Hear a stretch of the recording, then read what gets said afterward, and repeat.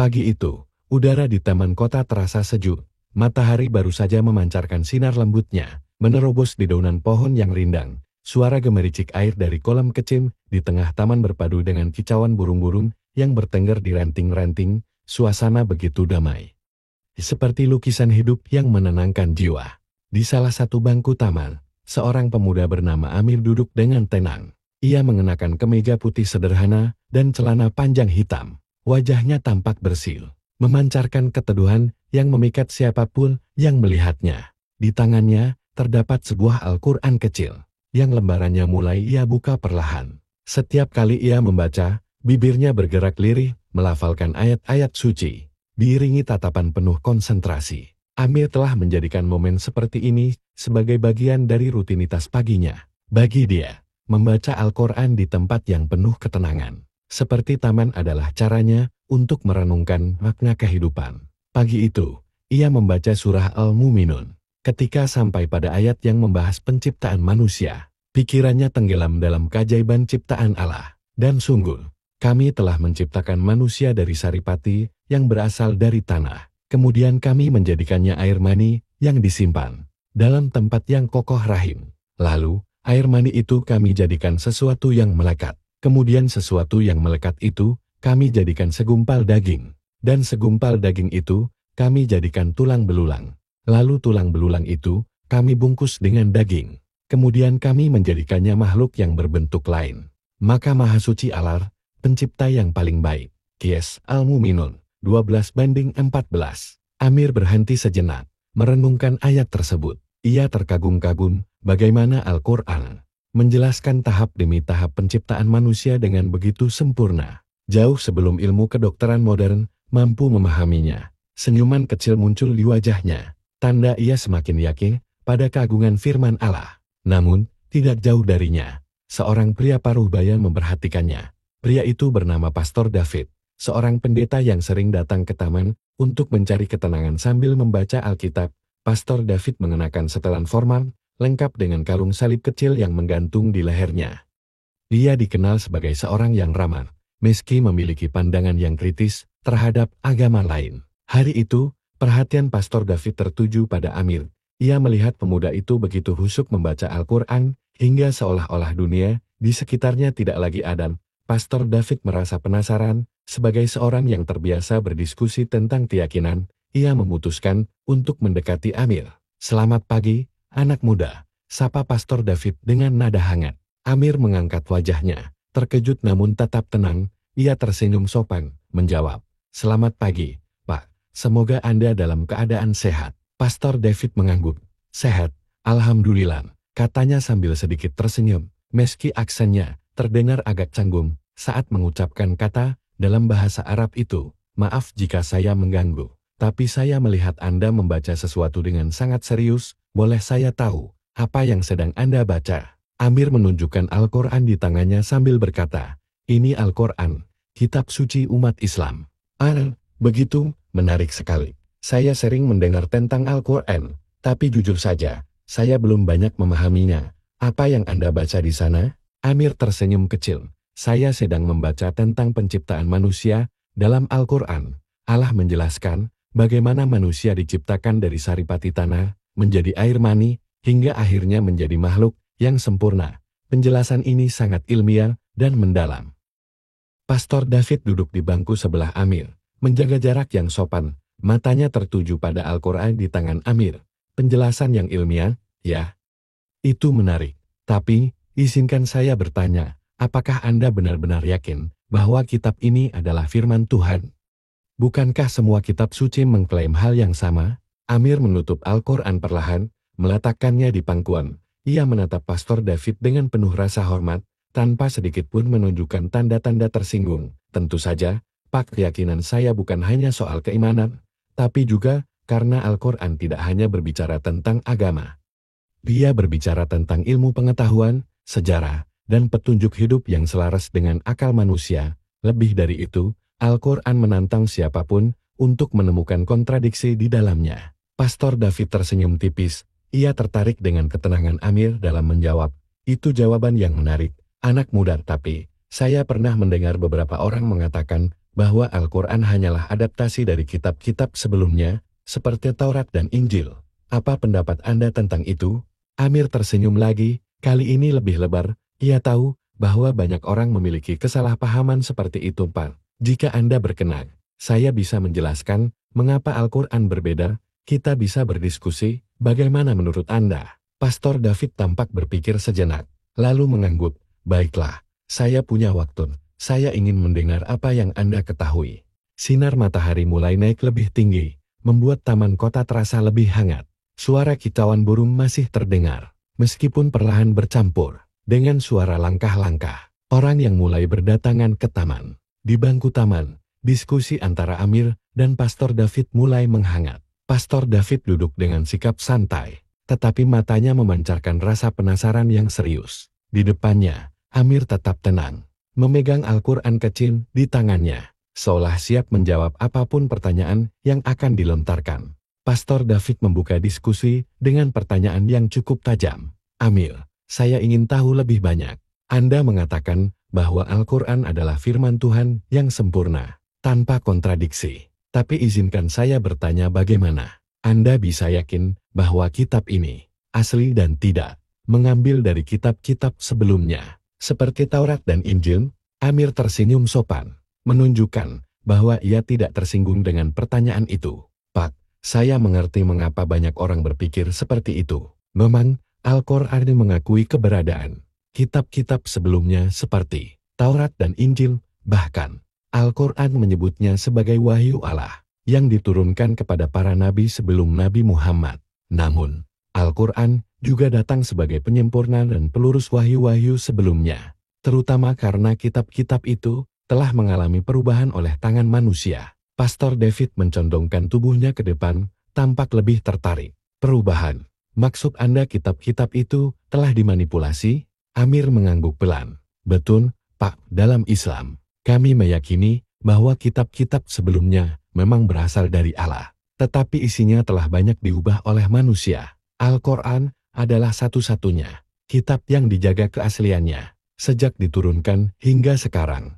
Allah sendiri berjanji untuk menjaga kemurnian Al-Quran dalam firman-Nya. Sesungguhnya kamilah yang menurunkan Al-Quran, dan sesungguhnya kami pula yang akan menjaganya. Qis Al-Hijr 9. Pastor David terdiam sejenak, tampak memikirkan sesuatu. Baik, kalau begitu. Tapi, bagaimana Anda menjelaskan klaim bahwa Al-Quran mengandung banyak elemen yang sama dengan Taurat dan Injil? Misalnya, kisah Nabi Musa atau Nabi Isa, apakah itu bukan tanda bahwa Al-Quran sekadar menyalin?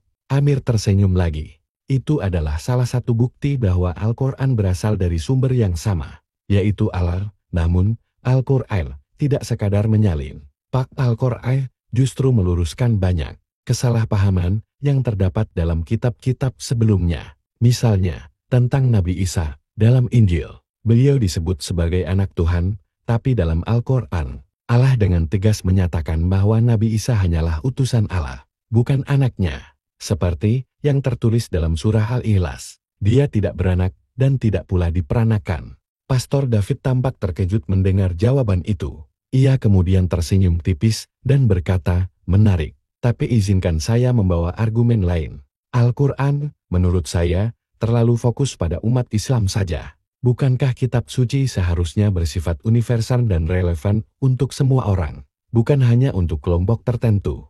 Amir mendengarkan dengan saksama, lalu menjawab dengan tenang, Pak, sebenarnya justru sebaliknya. Al-Quran adalah kitab yang paling universal. Allah menyebutkan dalam Al-Quran bahwa kitab ini diturunkan sebagai petunjuk bagi seluruh manusia, bukan hanya untuk umat Islam. Dalam surah Al-Baqarah 185, Allah berfirman, bulan Ramadan adalah bulan yang di dalamnya diturunkan Al-Quran sebagai petunjuk bagi manusia, dan penjelasan-penjelasan mengenai petunjuk itu serta pembeda antara yang benar dan yang batil. Pastor David mengangguk perlahan, menunjukkan bahwa ia mendengar dengan serius. Baiklah, Amir, saya ingin membawa diskusi ini ke arah yang lebih konkret. Anda tadi menyebut bahwa Al-Quran tidak pernah bertentangan dengan ilmu pengetahuan. Bisakah Anda memberikan konter? Amir tersenyum, merasa pertanyaan ini sangat penting untuk dijawab. Tentu saja, Pak.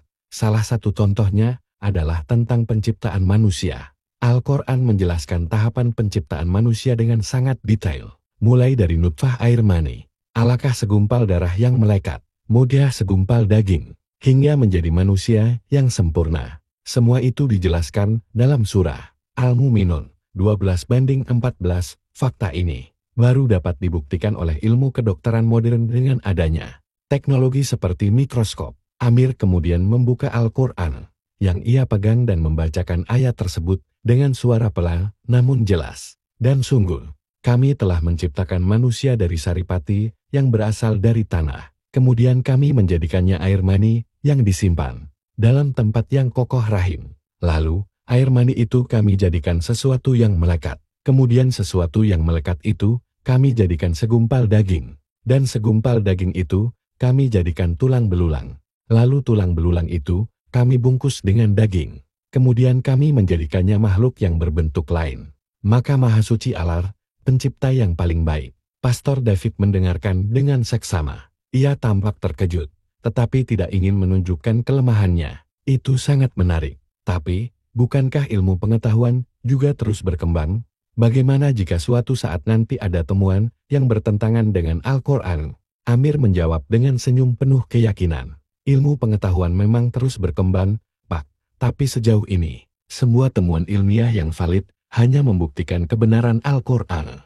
Misalnya, fakta bahwa alam semesta terus mengembang. Dalam surah Hajj-Zariyat 47, Allah berfirman, "Dan langit itu kami bangun dengan kekuasaan kami, dan sesungguhnya kami benar-benar meluaskannya." Ayat ini telah dibuktikan oleh Edwin Hubble pada tahun 1929, ketika ia menemukan bahwa galaksi-galaksi saling menjauh. Pastor David terdiam lebih lama kali ini. Ia tidak menyangka bahwa Al-Quran memiliki penjelasan seperti itu. Ia mulai merasa bahwa pemuda di hadapannya tidak hanya berbicara berdasarkan keimanan, tetapi juga fakta yang logis dan ilmiah. "Amir," ujar Pastor David setelah hening sejenak, "saya tidak menyangka diskusi ini akan sejauh ini. Terima kasih atas penjelasan Anda, tapi saya rasa saya butuh waktu untuk merenungkan semua yang Anda katakan." Amir tersenyum dan mengangguk. "Tentu saja, Pak, kebenaran tidak harus diterima dengan terburu-buru.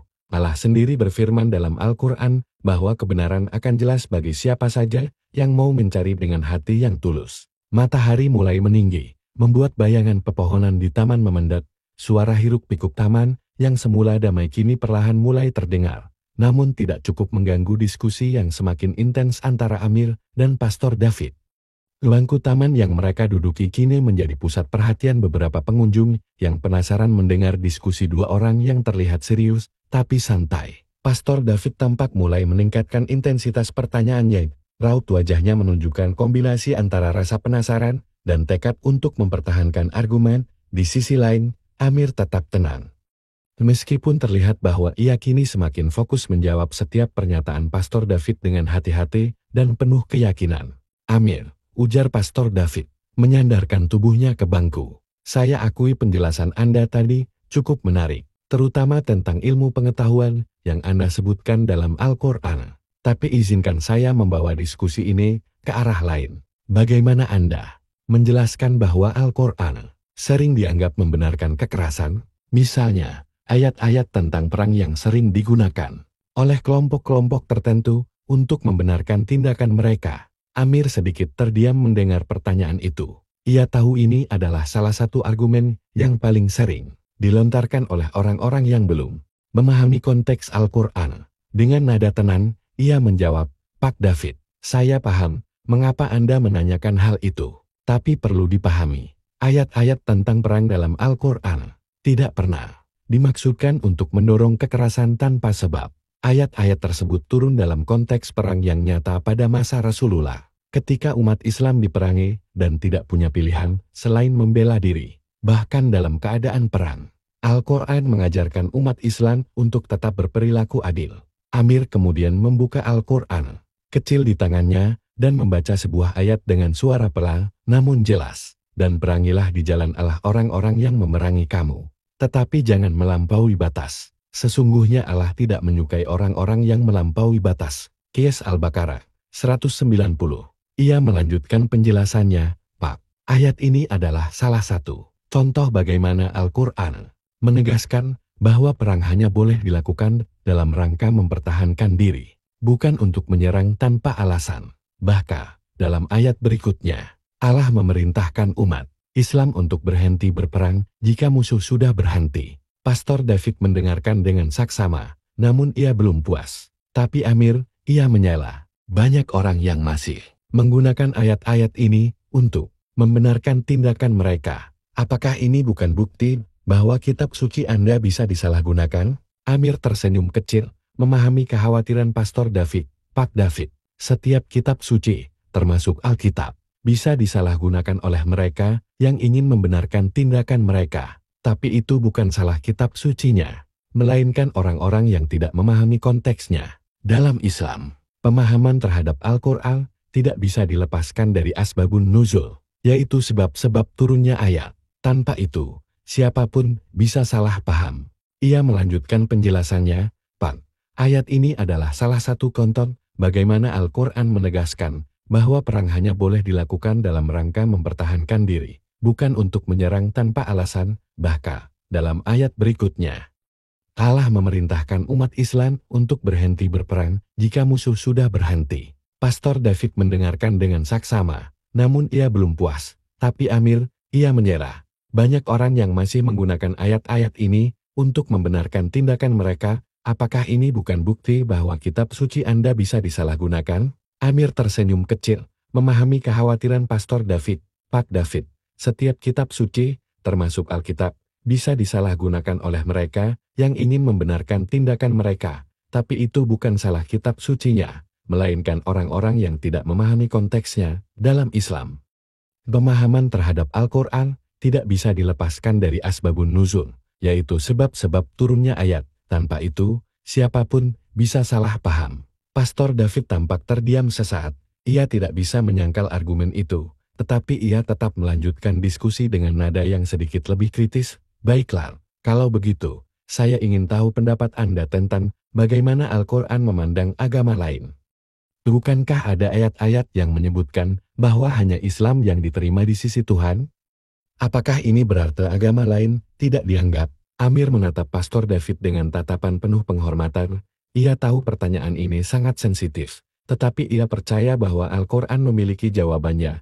Pak David, Al-Quran memang menyebutkan bahwa Islam adalah agama yang diridai Allah. Tapi Islam dalam konteks itu bukan hanya berarti agama yang dibawa oleh Nabi Muhammad, melainkan penyerahan diri sepenuhnya kepada Allah. Semua nabi sebelum Nabi Muhammad juga membawa pesan yang sama, yaitu menyerahkan diri kepada Tuhan yang satu. Amir membuka kembali Al-Qur'annya dan membaca ayat dari surah Al-Baqarah. Sesungguhnya orang-orang yang beriman, orang-orang Yahudi, orang-orang Nasrani, dan orang-orang Sabi'in, siapa saja di antara mereka yang benar-benar beriman kepada Allah dan hari kemudian serta beramal saleh, mereka akan mendapat pahala di sisi Tuhan mereka. Tidak ada rasa takut pada mereka, dan mereka tidak bersedih hati. Qiyas Al-Baqarah 62. Ia melanjutkan, Pak, ayat ini menunjukkan bahwa Allah tidak menilai seseorang berdasarkan label agamanya saja, tetapi berdasarkan iman, aman, dan ketulusan hatinya. Islam tidak mengajarkan untuk merendahkan agama lain, melainkan mengajarkan dialog dan penghormatan. Pastor David mengangguk pelan, tetapi sorot matanya menunjukkan bahwa ia masih memiliki argumen lain. Saya akui, Amir, Anda memiliki jawaban yang cukup baik. Tapi saya ingin bertanya satu hal lagi, jika Al-Qur'annya adalah kitab yang sempurna, mengapa Tuhan tidak menurunkannya langsung kepada semua orang, di semua tempat, sejak awal? Pertanyaan itu cukup mengejutkan Amir. Ia tersenyum dan menjawab dengan hati-hati. Pak David, Al-Qur'an diturunkan secara bertahap kepada Nabi Muhammad selama 23 tahun. Tujuannya adalah untuk menjawab kebutuhan dan permasalahan umat manusia pada masa itu. Tetapi isinya relevan untuk semua zaman. Selain itu, Allah menguji umat manusia dengan memberikan mereka kebebasan memilih dan mencari kebenaran. Jika kebenaran langsung diberikan kepada semua orang tanpa proses pencarian, maka tidak ada makna dalam hidup ini. Pastor David terdiam lebih lama kali ini. Ia tampak merenungkan jawaban Amir, meskipun raut wajahnya masih menunjukkan keraguan. Amir, katanya perlahan, Saya rasa diskusi ini cukup membuka wawasan saya. Tapi, saya belum yakin sepenuhnya. Saya butuh waktu untuk membaca dan memahami lebih jauh. Amir mengangguk dengan penuh pengertian. Tentu, Pak, kebenaran tidak harus diterima secara instan. Bahkan Al-Quran sendiri menyebutkan bahwa kebenaran akan tampak jelas bagi mereka yang mau berpikir. Jika Anda berkenan, saya bisa membantu Anda mempelajarinya lebih lanjut. Pastor David tersenyum tipis, mengulurkan tangannya. Terima kasih, Amir, Anda telah menunjukkan bagaimana berdiskusi dengan damai dan penuh penghormatan. Saya berharap kita bisa berdiskusi lagi suatu hari nanti. Amir menjabat tangan Pastor David dengan hangat. Dengan senang hati, Pak, semoga Allah membimbing kita semua kepada kebenaran. Al-Quran benar-benar firman Tuhan. Mengapa begitu sulit bagi saya untuk menerimanya? Amir menatap Pastor David dengan penuh rasa hormat. Ia tahu bahwa pertanyaan ini bukan hanya tentang intelektualitas, tetapi tentang hati yang sedang mencari kebenaran. Dengan nada tenang, ia menjawab, Pak David, penerimaan terhadap kebenaran bukan hanya soal logika. Kadang-kadang hati kita membutuhkan waktu untuk benar-benar merenungkan apa yang telah kita dengar dan pelajari. Dalam Al-Quran, Allah berfirman, dan kami akan memperlihatkan kepada mereka tanda-tanda kekuasaan kami di segenap penjuru dan pada diri mereka sendiri, sehingga jelaslah bagi mereka bahwa Al-Quran itu adalah benar. Qs Fusilat 53. Pastor David terdiam sejenak, merenungkan ayat yang baru saja didengar. Ia merasa ayat itu berbicara langsung kepadanya, seolah-olah mengajaknya untuk melihat kembali ke dalam dirinya. Tanda-tanda di dalam diri manusia, gumamnya pelan. Apa maksudnya, Amir? Amir tersenyum lembut, lalu menjelaskan, Pak, setiap manusia pada dasarnya memiliki fitrah, yaitu naluri untuk mengenal Tuhan, namun kadang-kadang fitrah itu tertutupi oleh ego, prasangka, atau keterikatan pada sesuatu yang sudah kita yakini sejak lama. Ketika kita membuka hati dan pikiran, Allah akan menunjukkan tanda-tanda kebenarannya, baik melalui alam semesta, ilmu pengetahuan, maupun pengalaman hidup kita sendiri. Pastor David menundukkan kepalanya, menatap kedua tangannya yang bertumpu di atas lututnya. Saya tidak pernah memikirkan itu sebelumnya, katanya pelan. Mungkin selama ini, saya terlalu sibuk membuktikan keyakinan saya kepada orang lain, sehingga saya lupa untuk bertanya kepada diri sendiri, apakah keyakinan saya benar-benar berasal dari hati, atau hanya dari tradisi? Amir tidak menjawab. Ia memberi ruang bagi Pastor David untuk merenung. Keheningan yang tercipta di antara mereka terasa syarat makna, seolah menjadi momen refleksi yang mendalam bagi keduanya. Burung-burung berkicau di kejauhan, membawa suasana damai yang melengkapi percakapan mereka. Beberapa menit kemudian, Pastor David kembali bersuara. Amir, bolehkah saya bertanya sesuatu yang lebih pribadi? Tentu, Pak, silakan. Jawab Amir dengan ramah. Apa yang membuat Anda begitu yakin dengan Al-Quran? Maksud saya, apakah ada momen dalam hidup Anda yang benar-benar membuat Anda merasa bahwa ini adalah kebenaran yang tidak bisa disangkal? Amir terdiam sejenak, seolah mengumpulkan pikirannya. Lalu, ia mulai bercerita. Pak, saya lahir dalam keluarga Muslim, tapi saya tidak selalu memahami Islam seperti sekarang. Ada masa dalam hidup saya ketika saya merasa jauh dari agama, bahkan mempertanyakan keberadaan Tuhan. Saat itu, saya merasa hidup saya kosong, meskipun secara materi saya cukup berkecukupan. Amir tersenyum tipis, mengingat masa lalunya. Hingga suatu hari, saya membaca sebuah ayat dalam Al-Quran yang benar-benar menggugah hati saya. Ayat itu berbunyi, dan janganlah kamu seperti orang-orang yang lupa kepada Allah. Lalu Allah menjadikan mereka lupa kepada diri mereka sendiri. Qs Al-Hasr 19. Ketika saya membaca ayat itu, saya merasa seperti sedang berbicara langsung dengan Allah.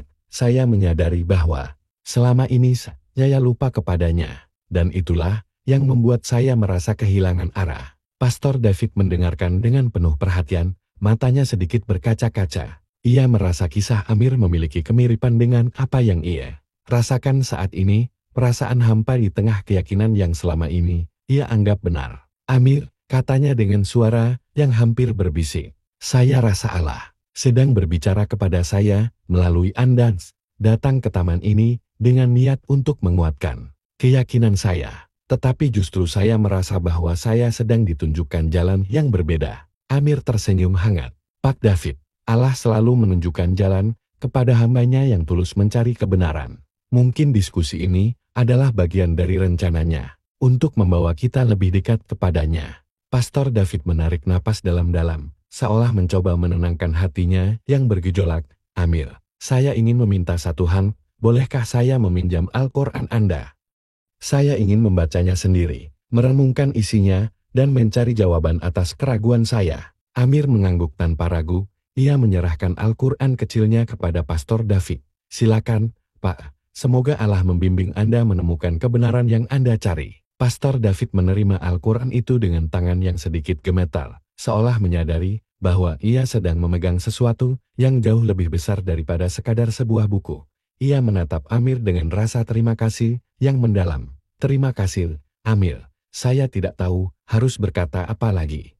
Tetapi saya merasa bahwa diskusi ini akan mengubah hidup saya. Amir tersenyum dan menjawab dengan penuh keyakinan. Semoga, Pak, karena kebenaran selalu akan tampak jelas bagi mereka yang mencarinya dengan hati yang tulus. Matahari siang telah mulai bergeser. Bayang-bayang pepohonan di taman semakin memanjang. Suasana di taman kota masih ramai, tetapi di bangku tempat Amir dan Pastor David duduk, keheningan menyelimuti sejenak.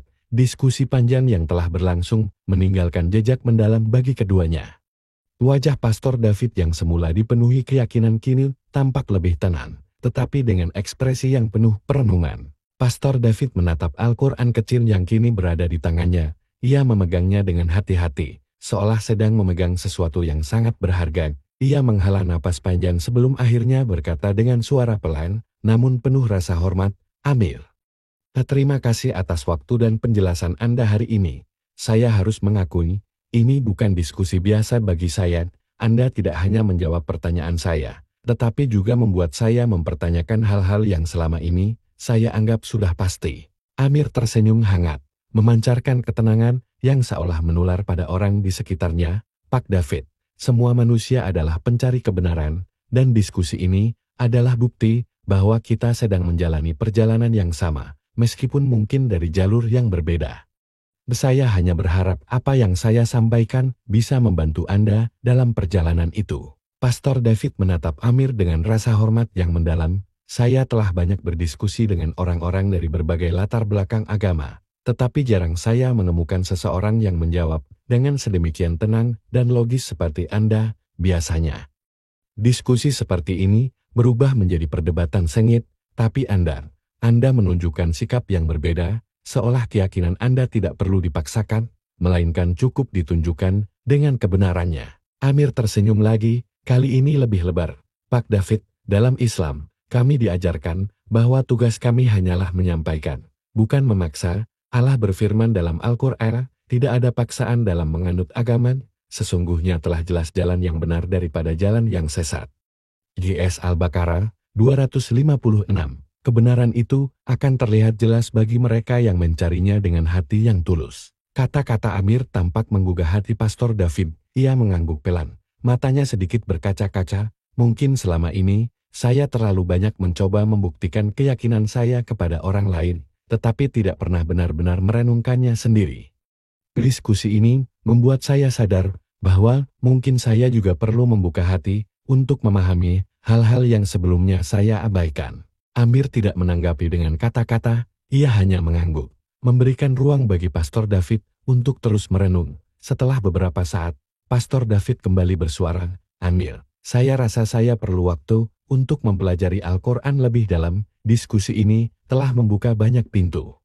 Tetapi saya merasa perjalanan ini baru saja dimulai. Amir tersenyum, Pak, perjalanan menuju kebenaran memang tidak pernah instan. Bahkan dalam Al-Quran, Allah menyebutkan bahwa Dia akan menunjukkan tanda-tandanya secara perlahan kepada mereka yang mau berpikir dan merenung. Jika ada yang bisa saya bantu dalam perjalanan ini, saya akan dengan senang hati membantu. Pastor David memegang tangan Amir dengan erat, menandakan rasa terima kasih yang tulus. Amir, Anda telah menunjukkan sesuatu yang tidak pernah saya temukan sebelumnya, bahwa agama tidak harus menjadi sumber konflik, melainkan dialog yang mendamaikan.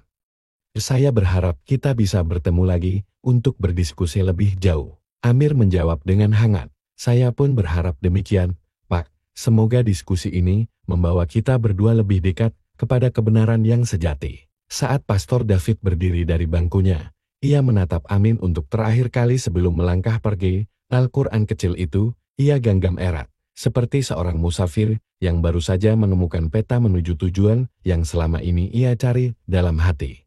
Pastor David berjanji bahwa ia akan membaca kitab suci itu dengan hati terbuka, mencari jawaban atas pertanyaan yang selama ini membebani pikirannya. Amir tetap duduk di bangkunya, menatap kepergian Pastor David dengan senyum tipis dalam hati. Ia berdoa agar Allah memberikan hidayat kepada pria itu, membimbing langkahnya menuju kebenaran. Ia tahu bahwa tugasnya hanya sebatas menyampaikan.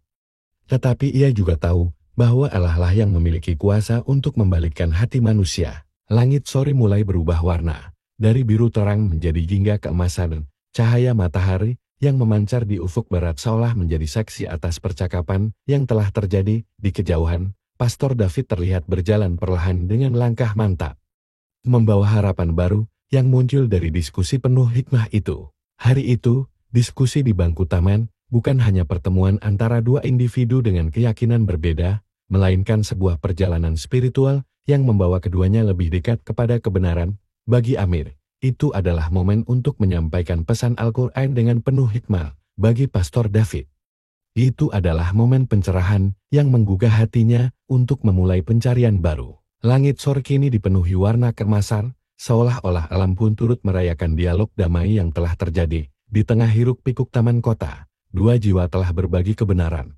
menunjukkan bahwa pencarian spiritual selalu dimulai dari hati yang tulus.